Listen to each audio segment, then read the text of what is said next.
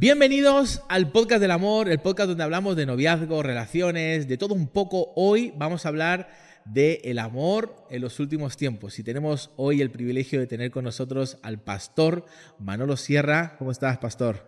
Pues encantado de estar contigo aquí, me siento muy cómodo y es un placer poder conversar contigo y responderte a las preguntas que me quieras hacer.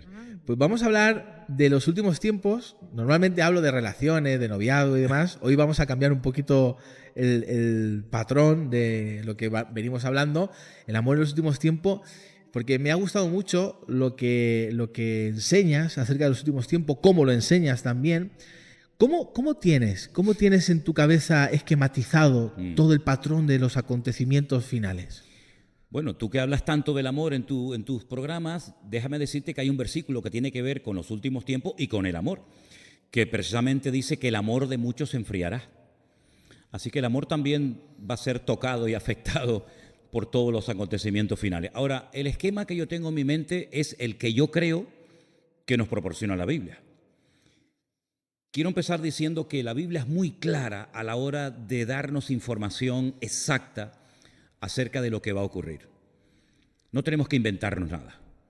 En profecías, en escatología, no es a mí me parece, yo siento, yo creo. Yo no me muevo en ese terreno. Yo me muevo en el terreno de lo bíblico, de lo que el Señor ha revelado, y lo revelado no necesita ningún tipo de confirmación porque ya está revelado y claro. Para poder entender el futuro, hay que entender lo que Dios ha hecho y cómo ha trabajado y cómo se ha manifestado en el pasado. Porque hay un versículo clave en el libro de Eclesiastés que dice, ¿qué es lo que será? Lo mismo que fue. Es decir, el tiempo futuro en el texto hebreo está invertido. Es como que te lo cuenta en pasado, pero aún no ha ocurrido en el futuro.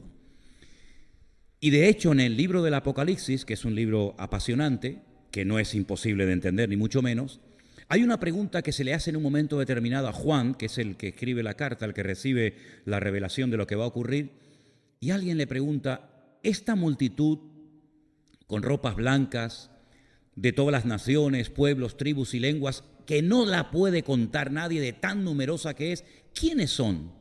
¿Y de dónde vienen? Y Juan dice que la respuesta que dio es, no lo sé, no lo sé. Qué curioso que en ese momento Juan no sabía la respuesta y tú y yo sí la sabemos, porque tenemos todo el manual, toda la Biblia escrita, ¿no? Y dice, estos son los que han salido de la gran tribulación y no han manchado sus vidas, sino que se han lavado con la sangre del Cordero, etcétera, etcétera, ¿no? En un lenguaje muy, muy bíblico. Es decir, aún no había sucedido tal acontecimiento y ya lo da por hecho. No, estos son los que ya han salido de la gran tribulación. Entonces, es muy importante conocer cómo Dios ha actuado a lo largo de la historia para ver el desarrollo del plan profético de Dios, que se ha ido revelando poco a poco, hasta nuestros días. Entonces yo entiendo lo siguiente, habían una serie de profecías, más de 150, que tenían que cumplirse, que estaban relacionadas con su primera venida, con lo que la Biblia llama en griego la epifanía, la primera manifestación visible del Mesías. Claro, para que él pudiera venir tuvo que haber un pueblo, una tribu, en fin, una serie de acontecimientos que desembocaron en su nacimiento, tal y como decía el profeta Miqueas, en Belén de Judea. Vale, nace, desarrolla su ministerio, muere en la cruz, resucita al tercer día, asciende a los cielos, pero es que no se ha acabado todo. Eso es parte de la trama. Ahora queda una segunda parte. Pero entre esa primera manifestación del Mesías y la segunda hay un enorme paréntesis, que algunos lo han llamado el periodo de la gracia, que es en el que nos encontramos ahora mismo, pero en algún momento tendría que producirse todas las señales relacionadas con su segunda venida. Entonces, nosotros podemos saber en qué tiempo nos encontramos por la señal que estamos viendo, porque la señal indica el tiempo y el tiempo indica la señal. Te pongo solamente un ejemplo. Jesús dijo que su generación era perversa y maligna porque siempre estaban demandando señal. Y él dijo, la única señal que verá esta generación será la señal del profeta Jonás. Y se refería a cuando Jonás estuvo 3 días y 3 noches en el vientre de aquel enorme pez y después fue arrojado en tierra, etcétera, etcétera. Esa fue la señal de la época de Jesús, pero no es la nuestra. Las nuestras, las señales que nosotros vamos a ver en los últimos tiempos, están escritas, parte de ellas en los evangelios, en las cartas de Pablo a los tesalonicenses, por supuesto el libro del Apocalipsis y otras porciones. Por lo tanto, lo primero que va a ocurrir en los últimos tiempos es una manifestación brutal de la maldad. La maldad se va a multiplicar, no sabemos por cuánto, pero que se va a multiplicar, y eso es evidente porque lo estamos viendo. Porque Jesús dijo que los últimos tiempos serían como los tiempos de Noé. Luego, para conocer lo que va a suceder en los últimos tiempos, hay que indagar cómo fue la generación de los días de Noé, donde había engendros, donde se mezcló el mundo espiritual con el mundo natural. Dice, no, de ahí eran los gigantes. No, la palabra gigantes en hebreo no es nefilín, es anak. Se mezclaron seres espirituales con mujeres, una maldad constante y permanente, hasta el punto que Dios dijo, basta, hasta aquí hemos llegado, ¿no? Entonces, si eso se va a volver a repetir, quiere decir que la maldad se va a multiplicar de una forma brutal en los últimos tiempos. La pérdida de valores, todo es relativo, nada es absoluto. Ya lo blanco era negro, lo negro es blanco, lo malo es bueno, como el mundo al revés, que es lo que estamos precisamente viendo hoy en día, ¿no? Esa es una de las grandes señales de los últimos tiempos. Otra gran señal que ya se ha producido fue el retorno del pueblo de Israel en mayo de 1948, ¿verdad? Cuando comenzó, por así decirlo, la cuenta regresiva. Esa profecía durante siglos no se había producido, pero ya es un hecho.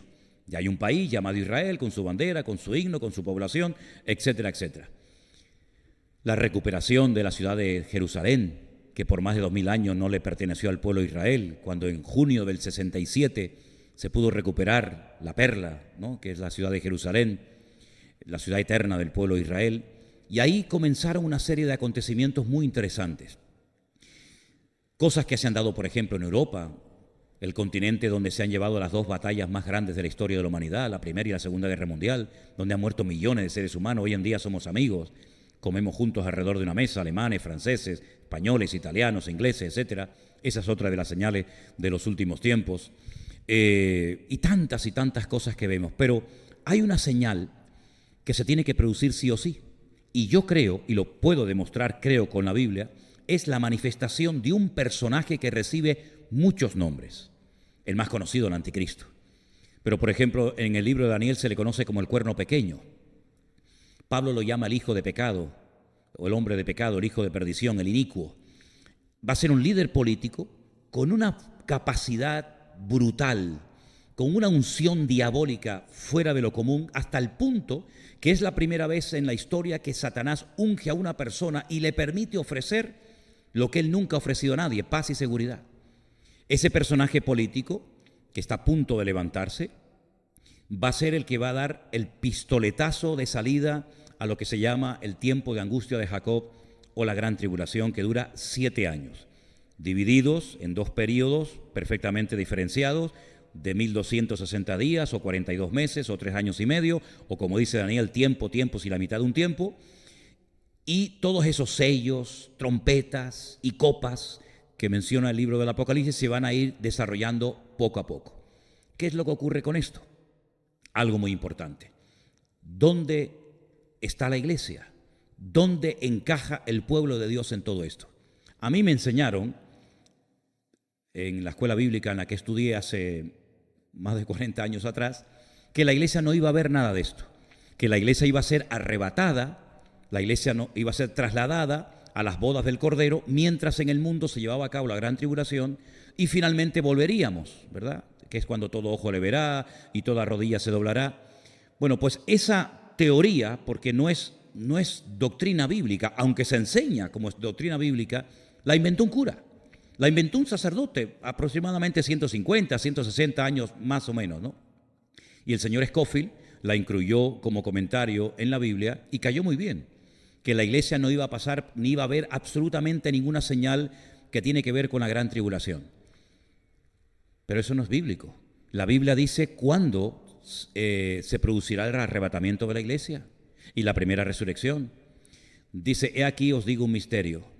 No todos dormiremos, pero todos seremos transformados en un momento y en un abrir y cerrar de ojos. Porque se tocará la trompeta y los muertos en Cristo resucitarán primero, luego nosotros los que vivimos seremos arrebatados para recibir al Señor en el aire y así estaremos siempre con Él. A la final, trompeta. A la final, trompeta. Señores, ¿cuál es la final trompeta? Pues la que cuenta el libro del Apocalipsis, que dice que son 7 toques de trompeta. Lean ustedes en el Apocalipsis qué ocurre cuando se toca la 7ª trompeta y se van a dar cuenta que tiene que ver con el arrebatamiento de la iglesia y con la primera resurrección, porque la Biblia habla de 2 resurrecciones. Y lo viene diciendo ya desde Daniel capítulo 12, que unos resucitan para vida eterna y otros para condenación eterna. Y esa primera resurrección se produce al final de la 7ª trompeta, como dice Pablo, como misterio revelado en 1 Corintios capítulo 15, versos 51, 52. Por lo tanto, yo creo que estamos a punto de ver la manifestación del anticristo. Y yo sé que algunas personas se pueden llevar las manos a la cabeza diciendo, pero si a mí me enseñaron que eso no lo íbamos a ver. Bueno, es que usted tiene que comprobar a la luz de las Sagradas Escrituras si lo que le enseñaron, si su teología coincide con la Biblia o usted quiere que su teología o que la Biblia coincida con su teología. Por consiguiente, yo creo que estamos en el tiempo más interesante de la historia de la humanidad, porque estamos a punto de ver, y de hecho ya hemos comenzado a ver, el cumplimiento profético de muchísimas cosas.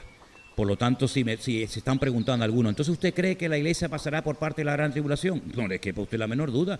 Todo el que quiera vivir piadosamente sufrirá persecución. Lea usted los libros de teología de hace siglos atrás y ningún cristiano oraba o soñaba con no pasar por tribulación. Al contrario, era un honor ser perseguido.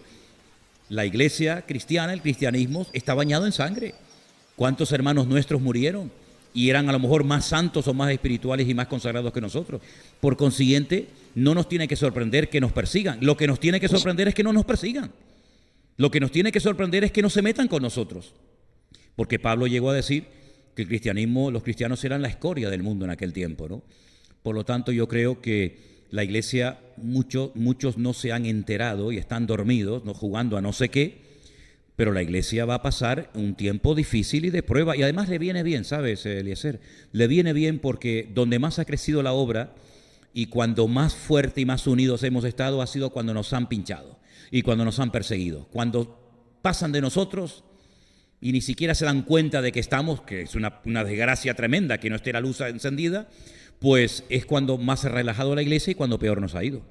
Por lo tanto, lo bueno de todo esto es lo malo que se va a poner todo, ¿no te parece? Se va a poner malo y cada vez peor, porque cuando lees Apocalipsis, lo estábamos hablando antes, fuera de cámara, que es como una mujer que se pone de parto. Exacto. Que los dolores van en aumento, claro, hasta que nace, ¿no? Y es horrible cuando vas al libro de Apocalipsis y vas viendo todos los acontecimientos, que ninguno es bueno en los últimos tiempos. Ninguno. Y además una cosa, Eliezer, si el libro del Apocalipsis no es para nosotros porque no nos va a afectar nada, ¿para qué Dios inspiró a Juan para que lo escribiera? Si eso no tiene nada que ver conmigo. En todo caso, que se lo mande a un político de turno, ¿no? Pero no, se lo mandó a la iglesia. Mándalo a las 7 iglesias de Asia Menor para que sepan lo que va a pasar. Incluso alguna de ellas le dice que va a ser perseguida también, ¿no? No, la iglesia siempre ha estado esperando la venida del Señor, desde sus inicios. Siempre ha estado, ¿no? Siempre. Bueno, nosotros sí, más que nunca, ¿no? Siempre. Hay algunos que están esperando a hacerse ricos, más que a la venida del Señor, pero bueno. Cuando, por ejemplo, has mencionado palabras clave cuando hablamos de los últimos tiempos, como por ejemplo, anticristo, sí, tribulación. Sí. Son las palabras clave que siempre. Las que más la bestia. Suenan. Sí. El falso profeta. Cuando hablamos de falso profeta y anticristo, ¿quién es el falso profeta? Son dos personajes diferentes. Claro, ¿quién es el falso profeta? Exacto. ¿Y quién es el anticristo? Mira, eso lo explica perfectamente Apocalipsis capítulo 12 y 13, ¿vale? Esos dos capítulos para mí son claves en ese libro. Para mí esos dos capítulos, si se logran entender, bueno, puedes avanzar y disfrutar mucho en la lectura y en el estudio de esos libros. El falso profeta es un líder, digamos, religioso. Es un falso profeta, es un falso predicador, un falso exponente del Evangelio. Pero no deja de ser un exponente del pseudo-evangelio, ¿no? Y el anticristo es un líder político. Ambos se asocian, aunque después el anticristo se vuelve contra el falso profeta y lo destruye, pero digamos que hacen un tándem, ¿no? Se casan durante un tiempo. Los datos del falso profeta son espectaculares. Los datos del falso profeta son muy interesantes porque nos describe cómo se visten sus ministros, cómo se adornan los ministros que están bajo la tutela o bajo la cobertura del falso profeta, dónde está la sede central de gobierno de esa institución totalmente corrompida moral y espiritualmente. Por lo tanto, desconocer estos datos me parece a mí que es un error grave que muchos creyentes cometen, porque entonces cuando se manifieste este falso profeta o se dé a conocer este anticristo, digamos de una forma natural en cualquier sede mundial, sea la ONU, sea las Naciones Unidas, o perdón, sea la Unión Europea, pues si la Iglesia no dispone o no tiene estos datos porque no los ha estudiado, ¿cómo va a saber si está llegando un momento crucial en la historia de la humanidad? Nosotros sabremos quién será el anticristo, por ejemplo, Claro. porque a lo largo de la historia, por ejemplo, cuando Hitler empezó a hacer el holocausto y la locura Sí. que hizo, todo el mundo en aquella época pensaba que, bueno, Hitler coincidía con muchas cosas que dice la Biblia, que podría ser el anticristo. Sí. Nosotros, y se han dicho tantas personas que no, es que es el anticristo, ¿conoceremos bien 100% este es el anticristo? Bueno, los cristianos que dicen que no van a estar, lógicamente no van a saber quién es, porque dice que se fueron, por lo tanto, ellos no supieron quién era, ¿no? Pero lo que está bien claro es que los datos que nos da la Biblia, tanto en el Antiguo como en el Nuevo Testamento, de cosas que nos demuestran que este es el verdadero anticristo, son tremendos. Por ejemplo, te voy a dar unos cuantos, ¿te parece? Bien. Del amor de las mujeres no hará caso. ¿Cómo se interpreta esto? Bueno, se puede interpretar de varias formas, ¿no? Pero un dato significativo. Del amor de las mujeres no hará caso. Del Dios de sus padres se va a desprender y adorará a Alama Ozin, dice en el arameo, en el texto arameo, Alama Ozin, el Dios de las fortalezas o el Dios de la guerra. Otro dato muy significativo. Otro dato muy interesante. Se levanta contra todo lo que es objeto de culto, tanto que se sienta en el templo de Dios, haciéndose pasar por Dios. ¿Cuál es el templo de Dios? Y otros muchísimos datos que te da la Biblia acerca de cómo se va a comportar este personaje, las alianzas que hará, las naciones que lo van a apoyar, quién le va a dar toda la capacidad, digamos, para poder gobernar en muchas de las naciones de la tierra, por dónde atacará, cuándo atacará, cómo hablará. Se le describe con 3 animales diferentes. Dice que se menciona al león, se menciona al leopardo y se menciona al oso. Esas tres animales son mencionados cuando se manifiesta el anticristo. Claro, lógicamente la interpretación de lo que significan, de lo que representan esos animales, la encontramos en el Antiguo Testamento. En uno de los sueños que tuvo Daniel, cuando dice que él una noche vio a un león alado, después dice que vio a un oso, y después dice que vio a un leopardo con 4 cabezas. Después vio una bestia, pero en esta ocasión dice que cuando el Señor le da la interpretación del sueño, el león representa al imperio babilónico, el oso representa a los medos persas. Los persas son los iraníes, los medos todavía no tienen tierra, son los kurdos que están todavía reclamando territorio y no lo tienen. Y luego el leopardo representa a Grecia. ¿Pero por qué lo representa con 4 cabezas? Porque en el tema profético, en el tema escatológico, los cuernos son naciones y las cabezas son imperios. Cuando Alejandro Magno murió, su imperio fue dividido en 4 y se repartió en 4 de sus generales: Ptolomeo, Seleuco, Casandro y Silimaco. Esos 4 generales tomaron posesión de su reinado y por eso sale como con 4 cabezas. Luego el anticristo aglutina en su persona características de los babilónicos, formas de hablar de los persas y formas de actuar de los griegos. Hay que estudiar cómo era la cultura de los griegos, cómo son los persas en la actualidad, cómo actuaron los babilónicos en el pasado, porque es como una mezcla de características de estos imperios que han precedido a este último imperio que viene, y te vas a dar cuenta de que yo lo llamo, es una expresión mía, la última bala en la recámara de la pistola de Satanás, ¿no? Es la última oportunidad que tiene para conseguir sus objetivos. Sí. Es verdad que Hitler se pareció mucho a un anticristo, pero hay un dato muy significativo. El idioma griego, que fue en el que se escribió el Nuevo Testamento, y el hebreo del Antiguo Testamento son idiomas alfanuméricos. Es decir, las letras son números y los números son letras. Por poner un ejemplo, ¿no? Por ejemplo, si nuestro idioma, que no lo es, fuera un idioma alfanumérico, la A sería la 1, el 1, la B sería el 2, la C sería el 3 y así sucesivamente. Las 22 letras del Aleph Bet en hebreo, cada una tiene un valor numérico, exactamente igual que el griego. Juan dice, aquí hay sabiduría, el que lee entienda, que el nombre de la bestia o el número del nombre de la bestia es 666. Es decir, no te da el nombre del personaje, pero te da el valor numérico del nombre. Por lo tanto, cuando uno puede llegar a sospechar de que este puede ser el anticristo, escribe su nombre, sácale el valor numérico y automáticamente lo descartas o dice este puede ser o no puede ser. Por lo tanto, son datos muy, muy significativos. Luego hay un dato también muy importante y es cómo intenta, y lo va a conseguir, controlar la economía mundial. El dinero va a desaparecer, las tarjetas de crédito van a desaparecer y se va a implantar en la cabeza y en la mano de las personas un microchip que ya existe, no es tecnología de ciencia ficción, sino que es algo muy fácil, muy práctico, muy bueno, pero que la palabra de Dios nos advierte de los peligros que puede conllevar y dice que todos serán marcados con el nombre o con el número de la bestia para estar localizados por una pequeña señal de GPS, por una pequeña batería de litio que es lo que alimenta a este chip.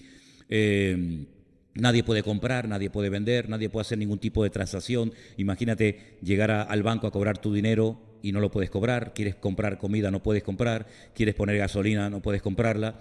Entonces es un sistema magnífico. Allí llevas todos tus datos bancarios, todos tus datos de pasaporte, de DNI, médicos, etcétera.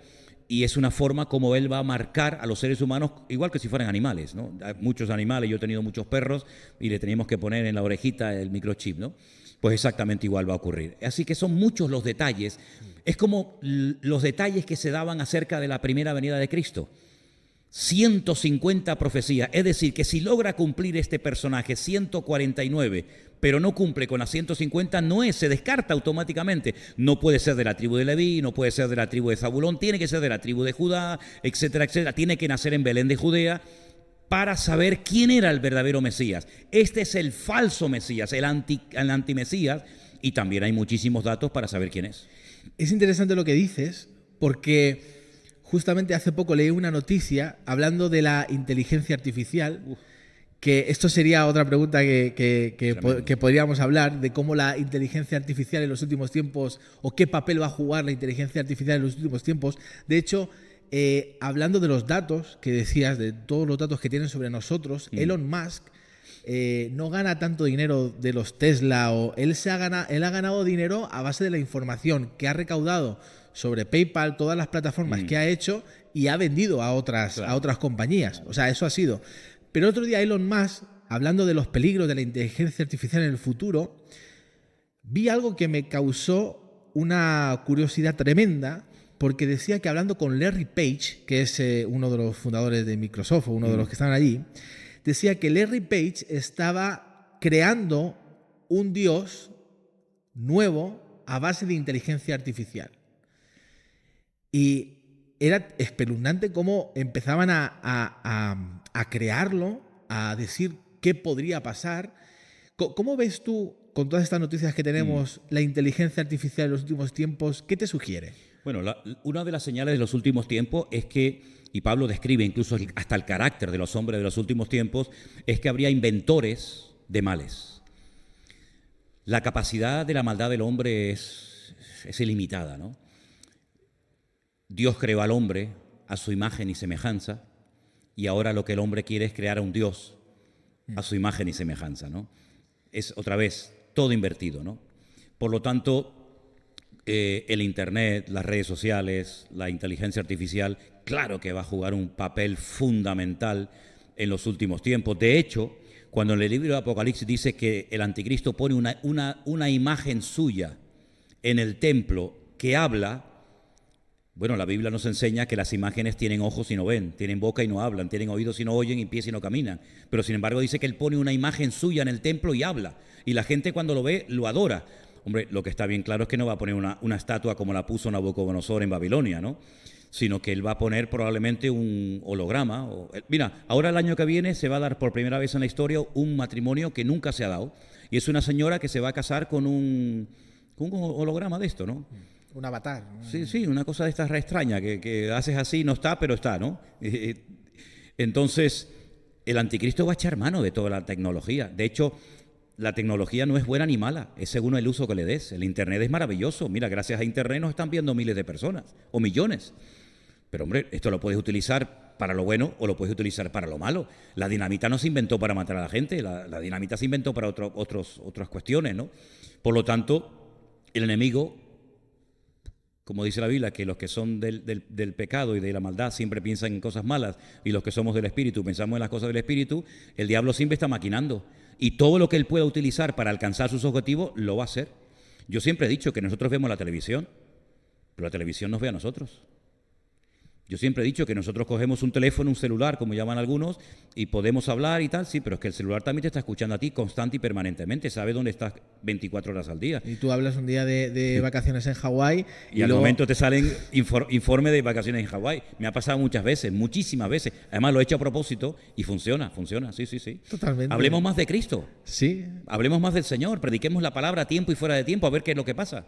A ver si no sale más. Claro. Por ejemplo, cuando hablamos también de el rapto, que es otra palabra fundamental cuando hablamos de los últimos tiempos. Sí. ¿Qué sabemos en la Biblia con respecto al rapto o al arrebatamiento? Bueno, hay versículos muy interesantes.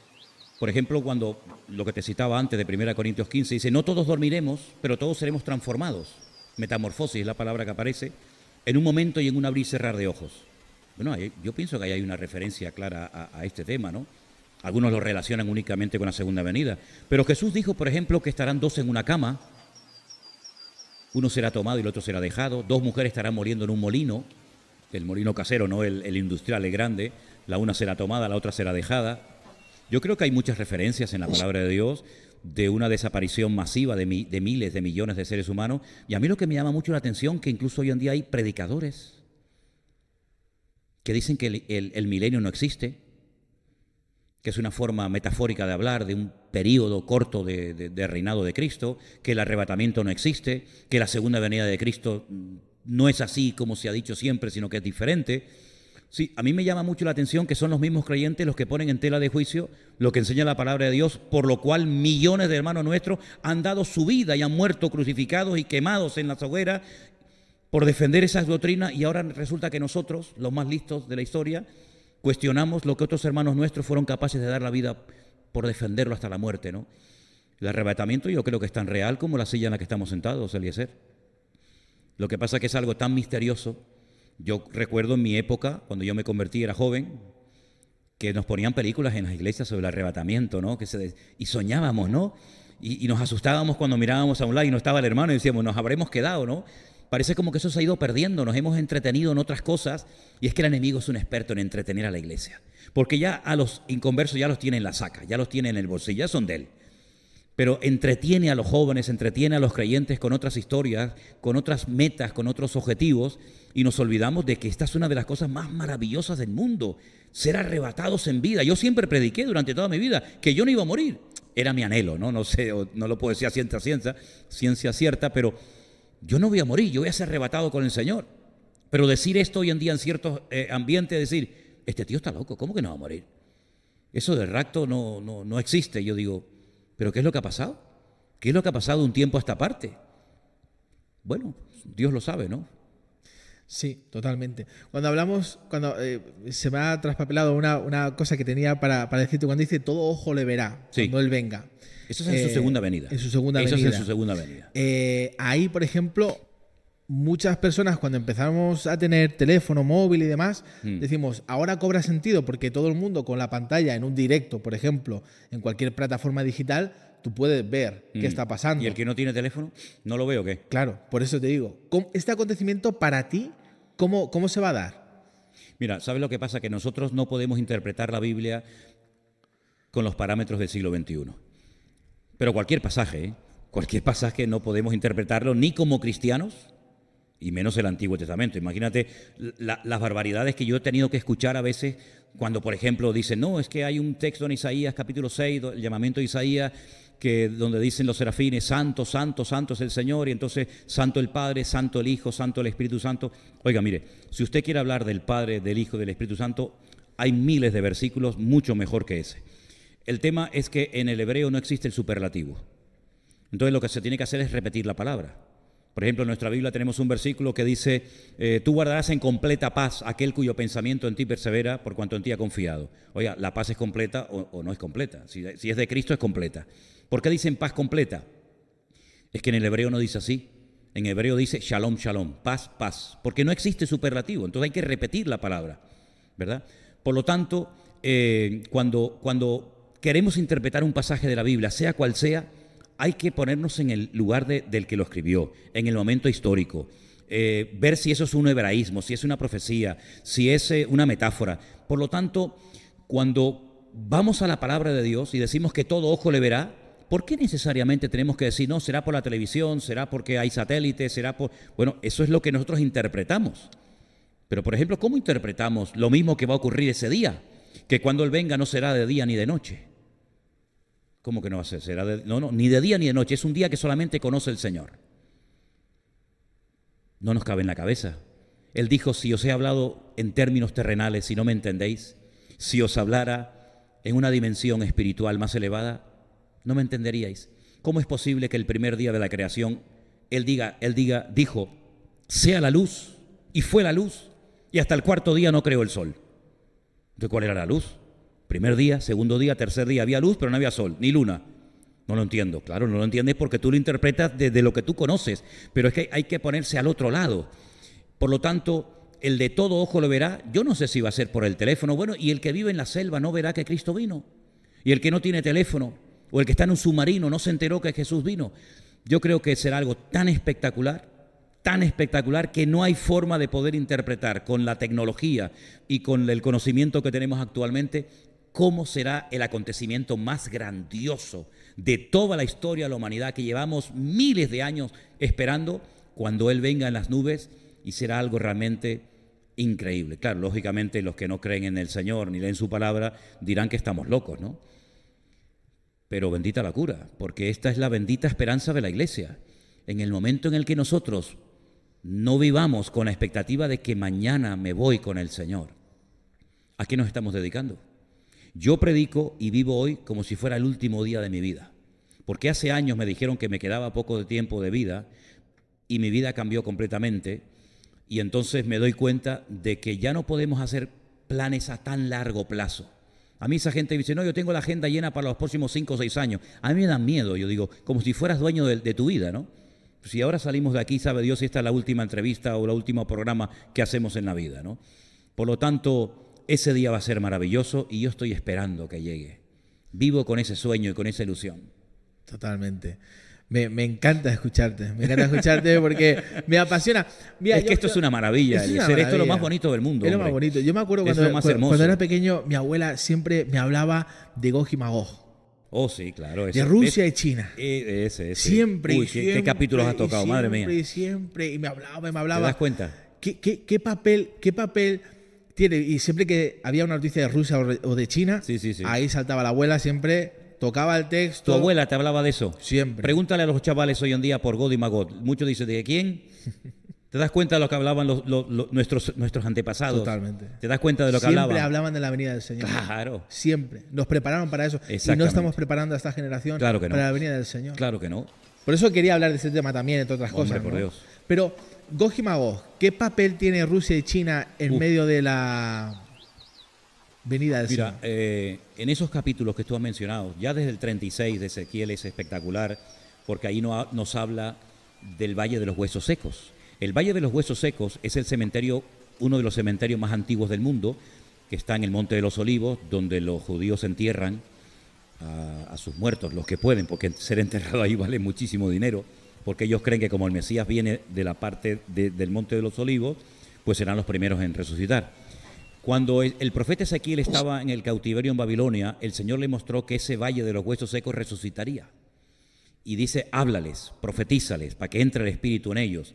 Y es como una visión profética de la restauración nacional y espiritual de Eretz Israel. Yo siempre digo Eretz, tierra de Israel, y no Mediná Israel, que es el Estado de Israel, porque son dos cosas diferentes, ¿no? Para diferenciar una cosa de otra. A partir de ese capítulo en adelante, vemos que Israel, una vez que es restaurado, que ya ha sido restaurado, por lo menos a nivel nacional, mayo del 48, todavía espiritualmente no, todo se va a ir dando de una forma espectacular. God, Magog, Mesed y Tubal son lugares y personajes que se mencionan en los capítulos de Ezequiel, y dice que atacará a Israel entrando por el norte, es decir, por los famosos altos del Golán, que Israel conquistó en el año 67, pero que por ahí entrará una multitud de millones de personas con el objetivo de destruir al pueblo de Israel y con el objetivo de conquistar la ciudad de Jerusalén, que es, como dicen los judíos, el ombligo del mundo, el lugar de donde Dios creó la tierra, ¿no? Por lo tanto, China y Rusia un papel fundamental. Rusia va a atacar a Israel. Rusia ya está en el norte, ya está en Siria.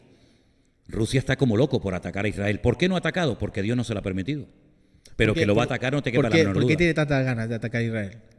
Porque hay que entender todo esto desde un trasfondo espiritual. Por eso cuando uno ve las noticias, cuando uno ve la televisión, todos hablan de lo que hay que hacer, de lo que no hay que hacer, el Estado palestino, que los judíos son buenos, que los otros son malos, pero nadie habla del trasfondo espiritual de todo. Aquí hay un trasfondo espiritual. Y ese trasfondo espiritual, ¿cuál es? Es el mal contra el bien. El que destruya al pueblo de Israel demuestra dos cosas: o que Dios no existe, o que Dios es mentiroso. ¿Por qué? Porque Dios dijo que ese país nunca podría ser destruido, porque Él ha decidido, Él ha pactado con ese pueblo de que Él lo va a defender, y ese pueblo va a caer de rodillas, y sí o sí, quieran o no quieran, les guste o no, van a terminar reconociendo y mirando a aquel que traspasaron, es decir, al Señor Jesucristo. Por lo tanto, es un conflicto espiritual. Es el reino de las tinieblas contra el reino de luz. Date cuenta que Israel es el único país de Medio Oriente que tiene otro Dios diferente a los jordanos, a los egipcios, a los iraníes, a los libaneses. Entonces es un país que es una piedra en el zapato.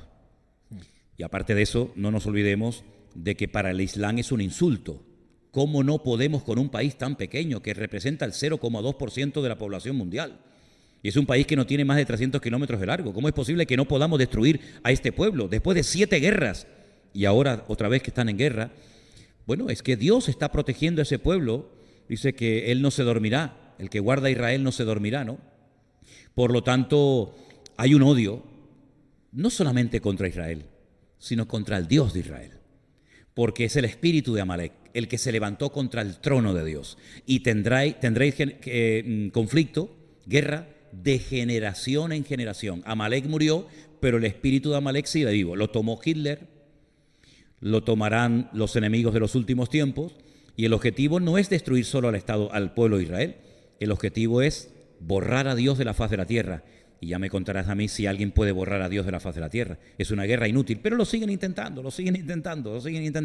Y cada vez que lo intentan, no solamente pierden, sino que además se demuestra que el Dios que controla la historia es el Dios de Abraham, de Isaac y de Jacob, y no hay otro Dios fuera de él.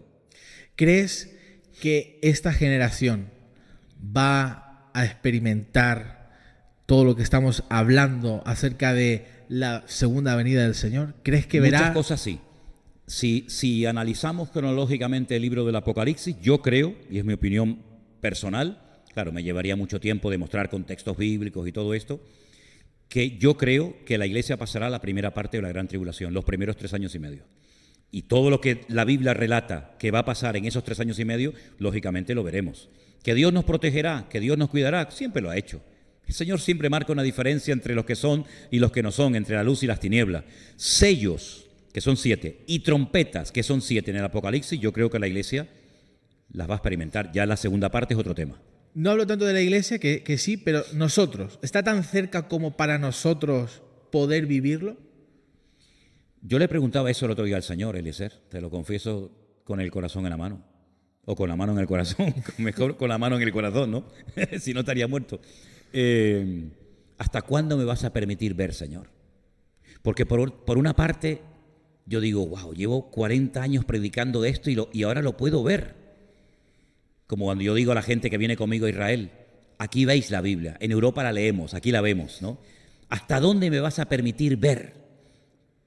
Pero como humano en la carne a veces digo, oh, Señor, guárdame porque no sé si seré capaz de aguantar todo esto sin tu gracia y sin tu misericordia. Aparte tengo un nieto precioso de 1 añito y pienso mucho en él, ¿no? ¿Qué mundo le vamos a dejar a nuestros hijos y a nuestros nietos? Pero Dios nos va a dar la fuerza ¿Hasta dónde vamos a poder ver? No lo sé. Pero la verdad que el horizonte, humanamente hablando, crea mucha preocupación. Sí, porque desde el 2020, no sé si es una sensación solamente mía, desde el año 2020, cuando empezó la pandemia, yo personalmente he visto una aceleración de los tiempos, el Señor me habló de esto, Claro. increíble, brutal. O sea, hemos pasado una pandemia y 2 guerras que estamos atravesando y otras cosas más que se están levantando y muchos rumores como nunca antes en la historia. No, y ¿sabe lo que pasa? Que, por ejemplo, hoy en día, en una hora, ocurre lo que no ocurrió antes en una década. Por ejemplo, lo de la pandemia, lo del marzo del 2020, que ya vamos a hacer 4 años, dentro de poco. Bueno, fue algo brutal. Jamás en la historia de la humanidad había ocurrido algo así. Pero ya lo contamos como aguas que pasaron. Pero es que lo tuvimos que vivir un día y otro día y una semana y otra semana y un mes y otro mes. Y yo prediqué durante meses a sillas vacías en la iglesia en Tenerife, ¿no?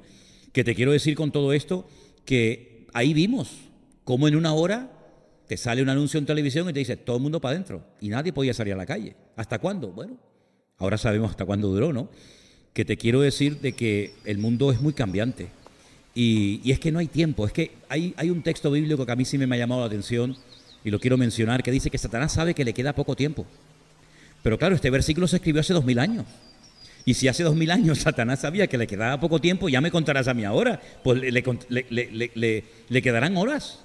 Le quedarán horas. Si tú le preguntas a muchos judíos ortodoxos, hasídicos en Israel, oye, ¿cuánto tiempo falta para que venga el Mesías? El Mesías, desde su punto de vista, te dicen 1 hora.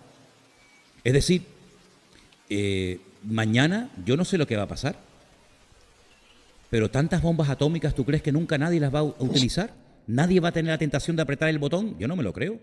De hecho, la Biblia habla de que se van a utilizar armas bacteriológicas, químicas, nucleares, cómo se muere la gente por un efecto de estas bombas.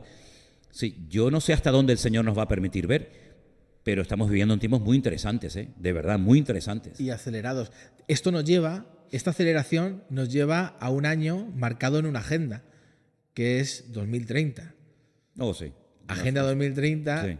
Que tiene, cuando ves todo lo que implica, todas las declaraciones de intenciones que tienen acerca de todo lo que quieren hacer hasta 2030, da miedo. Sí, sí. ¿Lograrán hacerlo hasta 2030? No lo sé, pero da miedo. Cuando lo lees y lo que hay detrás, da miedo. ¿Crees que estos 10 años son clave para la historia? Yo creo que van a llegar hasta donde Dios les permita llegar. Porque no nos olvidemos que aquí el que manda y el que controla la historia, el que quita y pone es Dios.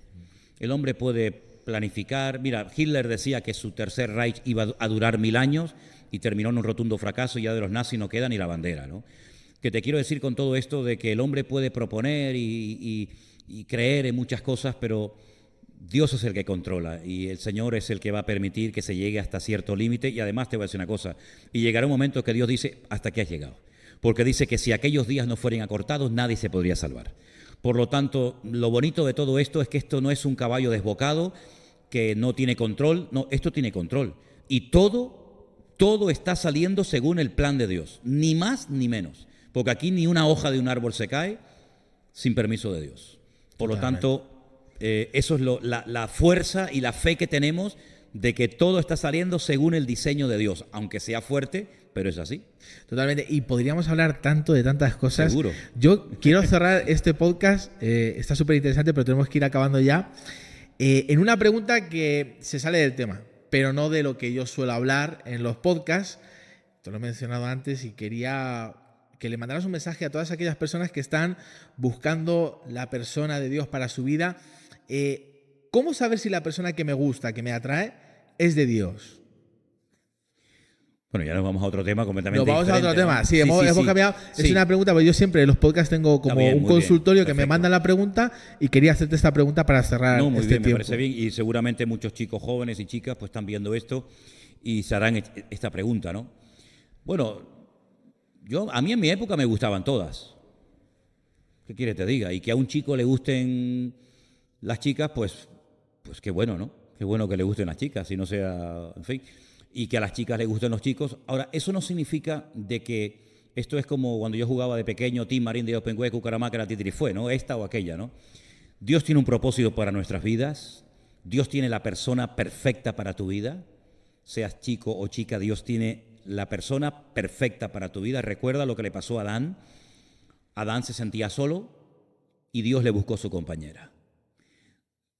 Lo metió en un profundo sueño para que no opinara, ni dijera así o asao, sino tú cállate que yo sé lo que te conviene y lo que no te conviene.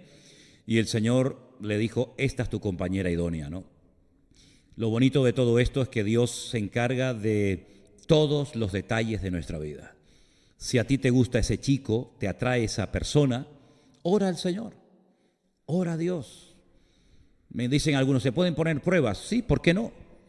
Yo solamente te voy a decir una cosa, lo que Dios tiene para tu vida, si tú quieres hacer la voluntad de Dios, nadie te lo va a quitar. No tienes que competir, no tienes que pelearte con nadie, porque lo que Dios tiene para tu vida, nadie te lo va a quitar. No pierdas el tiempo enamorándote, dándole lugar a emociones y a sentimientos que después te pueden hacer mucho daño, tanto a ti como a otras personas, ¿verdad? Aprende a esperar en el Señor, porque no solamente es que te guste. Generalmente lo que te atrae, lo que te llama la atención es lo que vemos, lógicamente. Pero hay que conocer a la gente. ¿Qué gustos tiene esa persona? A lo mejor tú quieres servir a Dios y ella no, o él sí, o ella no. Entonces, orar, hablar, buscar a Dios en oración, pedir consejo. En la multitud de los consejos está la sabiduría. No experimentes. En esto no se pueden, yo la verdad te lo digo, en esto no se pueden hacer experimentos. ¿Por qué? Porque el Señor sabe lo que te conviene y lo que no te conviene. ¿Dónde está esa persona? Aunque no lo veas aquí, mira, mi noviazgo duró 7 meses por carta y por teléfono. Yo vi a mi mujer 20 días físicamente antes de casarme. Ella vivía en Galicia, yo estaba en el ejército, en Andalucía, no existía WhatsApp, no había Facebook, no había teléfonos, y yo estuve 7 o 9 meses simplemente por carta y por teléfono y nos vimos físicamente 21 días antes de nuestro matrimonio. Ya hemos cumplido más de 40 años de matrimonio. Por lo tanto, lo que es imposible para el hombre es posible para Dios. Es una necesidad, es un deseo, es un anhelo, casarte, formar una familia, tener hijos, bendito sea Dios. Pero es que ese anhelo no nace de tu corazón. Ese anhelo es un anhelo bíblico, te lo pone el Señor en tu vida. Por lo tanto, ora al Señor, espera en el Señor, pide consejo y no corras, que el Señor tiene lo mejor para tu vida. Y más vale esperar que por correr hacer las cosas mal y después llorar. Y es mejor a veces decir, me gustaba, lo quería mucho, pero es mejor llorar una semana que llorar toda una vida.